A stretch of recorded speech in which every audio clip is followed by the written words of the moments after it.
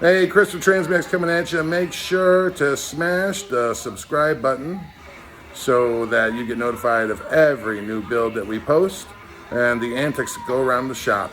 We've got another video coming at you as soon as this posts. Hey, it's Chris coming at you from Transmax Transmissions, and we're out in Ocala starting our season's holiday special of trying to support some of those folks that for various reasons just need a little bit of helping hands this holiday season. So today I'm sitting with Melissa. Say hi, Melissa. Hi. And Melissa basically has had bouts with depression, and the best part is that she's brave enough today to talk about her situation. And the hope is that by her sharing her story, that maybe it'll touch and reach some folks that aren't so comfortable talking about theirs.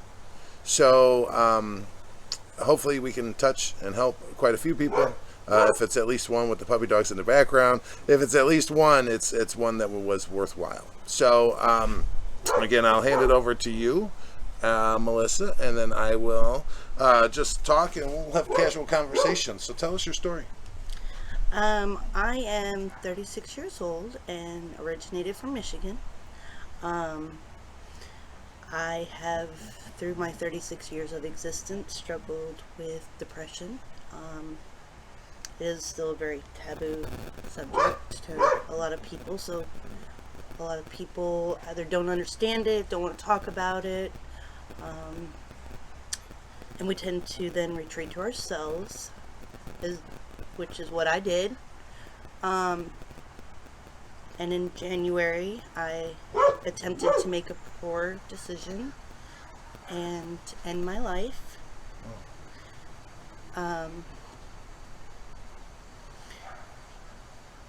It may be hard for you to talk about, and I get that. And again, it's hard. I think, and for people in those situations that suffer from that, I think it's hard for them all. And thank goodness that that you made it to the other side, right? Because now you can talk about, hopefully help those people that maybe wouldn't have been so lucky.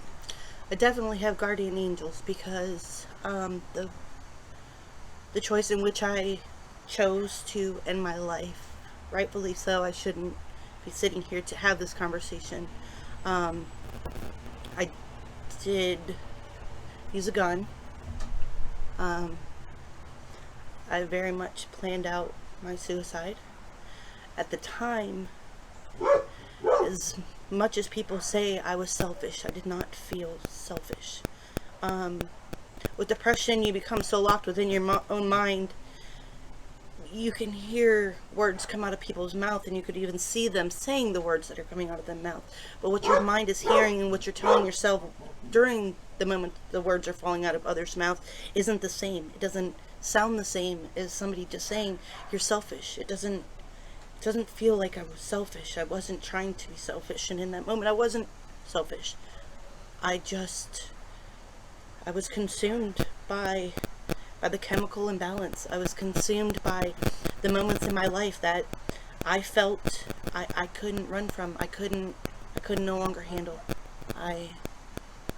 In that moment I had to just end my pain, and that's what I tried to do.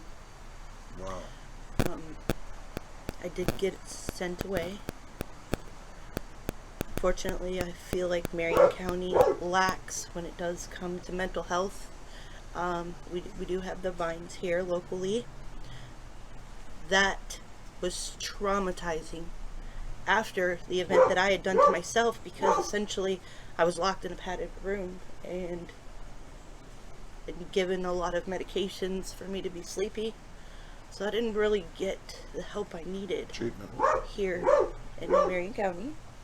So there actually was a second attempt in March. Oh wow. I chose to drink, and I was downtown Ocala, and I'd actually drank an entire bottle of Jameson. And my car was downtown Ocala. I got in my car, smashed into a Hellcat. The man was sitting in his car. He ran up to the window and started beating on my window, and it scared me. And I drove home. I lived downtown Ocala in a bungalow at that time. And when I got home, I freaked out, and I ate a bottle of Seroquel, and that's actually what landed me in Tampa. Wow. I woke up to getting my stomach pumped, and then I was back out, and then next time I woke up, I was in Tampa, and I did a week and a half stay there, and ultimately I did learn that I do have value. I do have value. As much as I didn't want to see it, or I didn't see it at that time, I do have a lot of value, and my life isn't meaningless. And it's not always easy to remind myself that. It's not. Sometimes I seek treatment. I go to therapy, and I probably for the rest of my life will take medications. With depression, you will take medications and then feel you're better, which was what I was great at. I would take medications, and then, a month later, I was feeling great. So I didn't Sure. need them no more. I was fixed, Sure. and then the cycle starts all over again. You're not really fixed, and it is a chemical imbalance you have no control over. But we convince ourselves we are normal. We are, and it's not that we're not normal. It's just it's our normal. And essentially, I feel like we're guinea pigs in the sense of depression because, well, although doctors, study us and they try to evaluate us and do what's best for us, really there's no perfect answer for what's best for us. Sure. And So you believe that that everybody would suffer from that same feeling and go through those cycles. So your advice to everybody experiencing depression or any form of it would be to continue on your doctor's visits and medication, and don't ever let it falter. absolutely. And have a good support group. Have the people in your life that encourage you to stick to the medication. It's not positive or good when you have a friend or a loved one telling you that you don't really need those medicines. It's not really what the doctor, the doctor just, as I did say, they practice on us. But essentially, without those medications, a lot of people aren't as fortunate to be able to sit here and tell you about those struggles. Sure. Because we just get so locked up inside ourselves that You miss it. Wow. Well, obviously that's a tragic story throughout the whole ordeal, but obviously it's got you on the other side, and that's what's good. I am absolutely blessed. I count my blessings every single day. I still am able to enjoy the lives of my young children. I have since then purchased a home.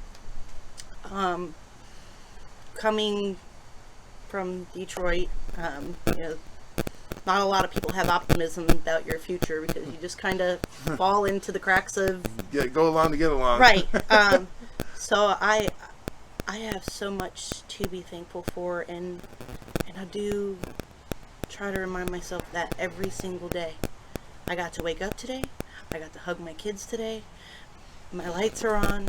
There's a little bit of food in our bellies, and for that within itself, some people don't get. So No, they don't get that at all. Tell us about your daughters. I have a 5-year-old and an 8-year-old, 2 little girls, which are essentially my reason for living.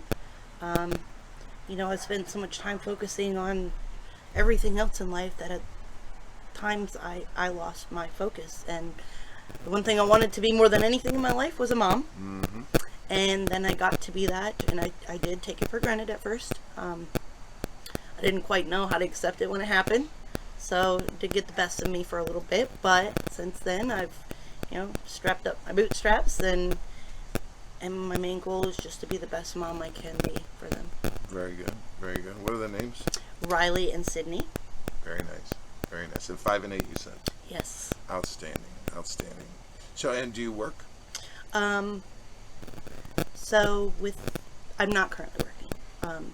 However, I have recently opened up my own business, I guess you'd say.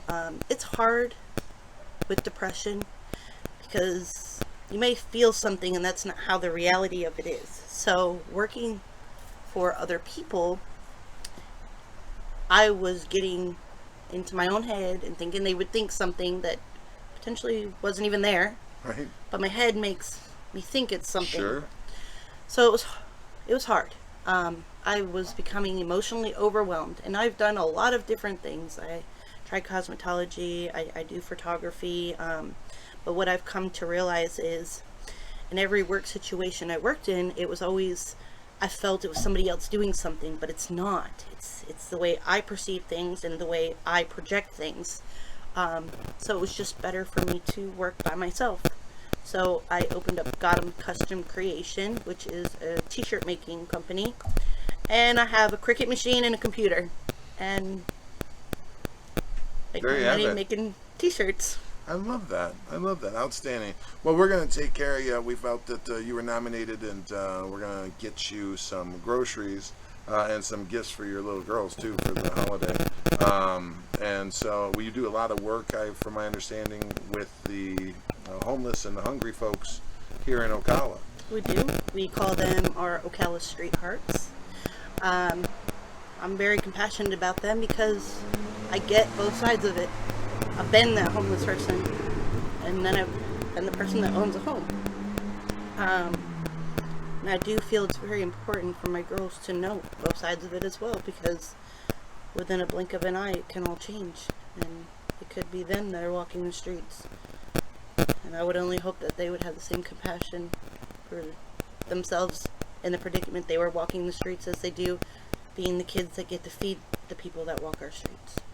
So yes, we are very actively involved with Interfaith and Salvation Army and Synergize, which is ran by Matt Wilkerson here in Ocala.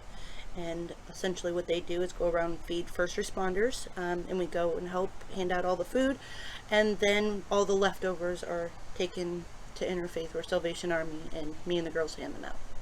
Love that. All right. What would be your advice your best advice for somebody experiencing what you experience, and how they should get through it? You know, I want to say don't close up, but the reality and the magnitude of somebody who does suffer from depression is we naturally just do it. We don't want to close up. It's just sometimes we feel like we're forced to, and my suggestion would be, as much as we feel that's what we should be doing, just try to reach out to somebody. Just grab somebody's hand. That day, although I knew I was going to do what I do, somebody in my life knew and had the compassion to make that call that saved my life. And I would just say don't close up. Don't close up. It's okay. We're our own normal. Right. We are our own normal. Perfect. Okay. Okay. Well, we thank Melissa for sharing her story. Hopefully her words find their way to people in need of that advice. And we're going to take care of and bless her and the girls during this holiday season. We'll see more.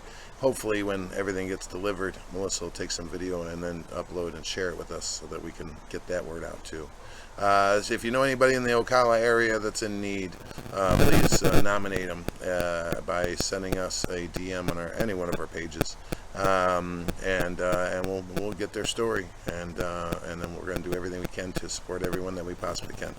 Have a great day. Merry Christmas, and we'll talk soon.